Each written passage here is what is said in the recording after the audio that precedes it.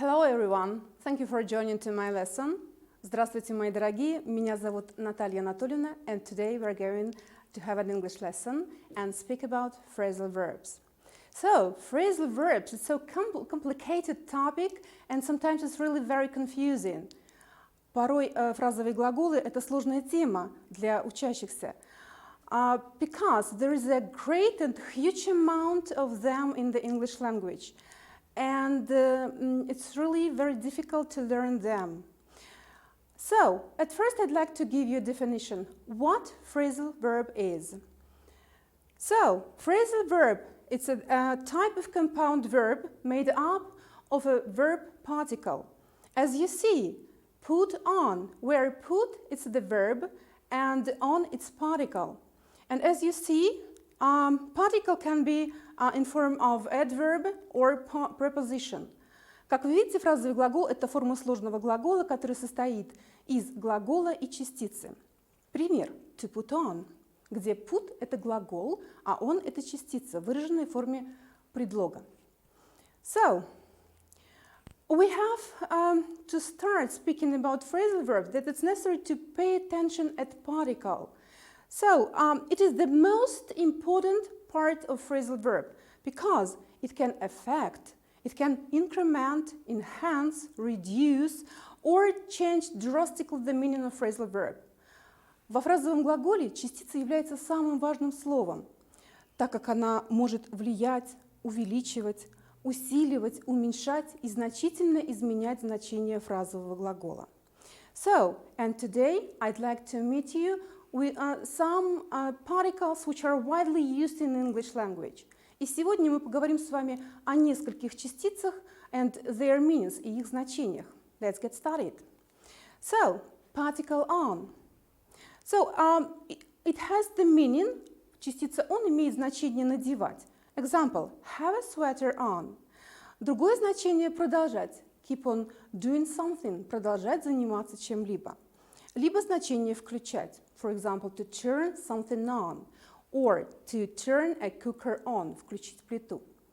The next particle is up, которое характеризует движение вверх. Pick up berries, собирать ягоды.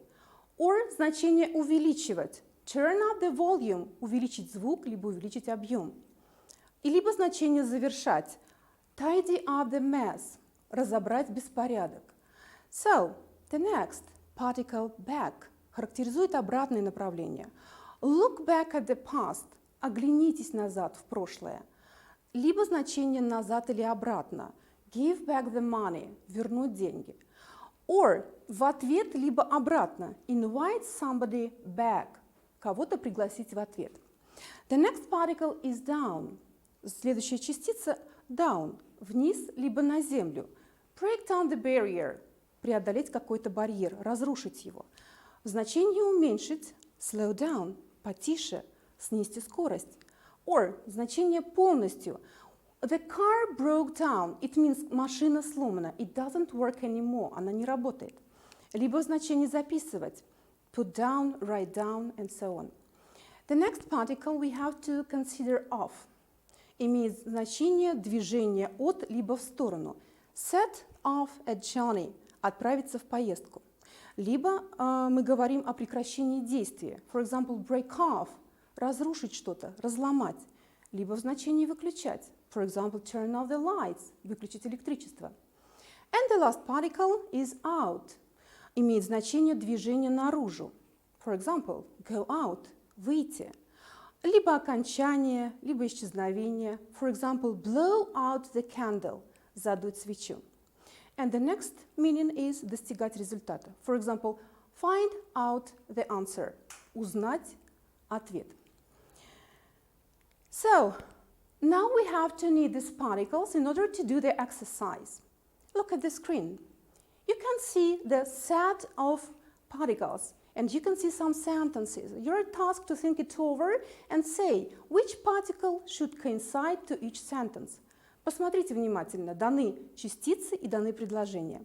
Наша задача правильно расставить частицы по предложениям. Let's get started. Would you like to stay at home or eat tonight? You can see the alternation in this sentence To stay at home or eat tonight. Хотел бы ты остаться дома, либо eat, покушать, tonight, сегодня вечером. Will you think it over? To eat out. It means пойти и поесть где-то somewhere, maybe at cafe or restaurant. Okay, well done. The next sentence. Please try these shoes to see if they are the right size.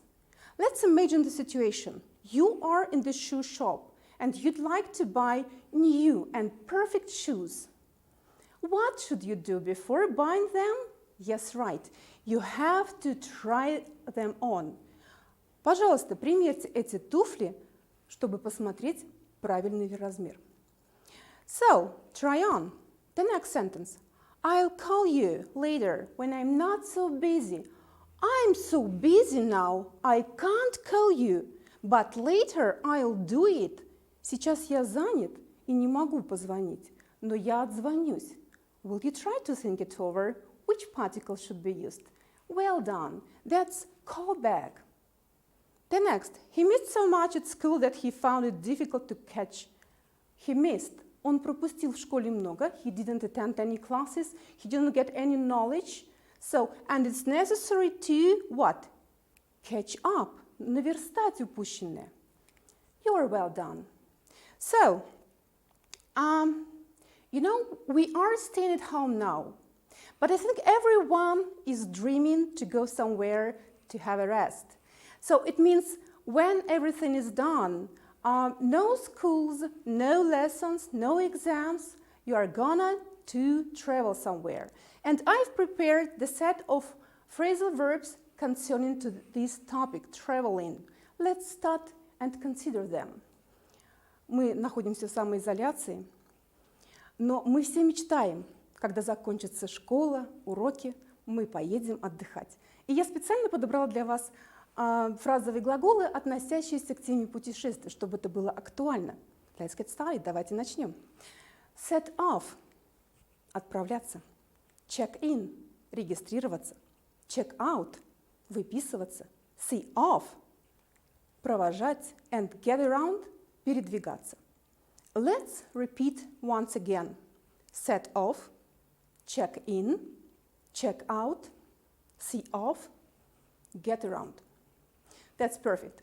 Now, I hope you know and you remember these verbs because we will need for doing the next exercise. Let's continue. There are some definitions that are given on the screen, and you have to read them and think it over. Which phrasal verb should be? Let's start. Go to the place where somebody is leaving to say goodbye. To say goodbye, they are key words. Okay, can you guess? Well done. It means see off, See off, it means провожать. Поехать в место, где кто-то уезжает для того, чтобы сказать до свидания. See off. Travel to different places in the same town, city, or area. For example, you are somewhere in the center of city and you have to go to another point, or maybe in the suburbs of the city. How is it called? It's get around. Ориентироваться, передвигаться из одного пункта в другой, по городу либо какой-то местности. The next, go to the reception desk to say you have arrived and to get the key to your room. Okay, you are at the hotel and you have to register there. So what does it mean? You are right, it's check-in. That's good. And the next, we have to speak about start a journey. So, you've got a suitcase, a taxi driver is waiting for you, you've got a plane ticket or a ticket for the plane to Paris. Okay, what should you do? You have to set off. You are well done. But we have to continue training our skills and abilities. And next exercise in context. So, there are some sentences are given, and you have to read them and then say which phrasal verb should be given there. Let's start. Harry, Ron, and Hermione down the corridor looking for an empty compartment. Итак, Гарри, Рон и Гермиона в поисках свободного купе. Что они сделали? Они отправились на поиски свободного купе. Which verb should be given? That's good. That's set off. The next sentence. Celebrities often under different name to protect their privacy. Celebrities, do you remember who are they? Yeah, actors, actresses, singers, dancers and so on. So, знаменитости. What do they often do? Что же часто они делают? Under different name, под другим именем. To protect their privacy, чтобы защитить свое личное пространство.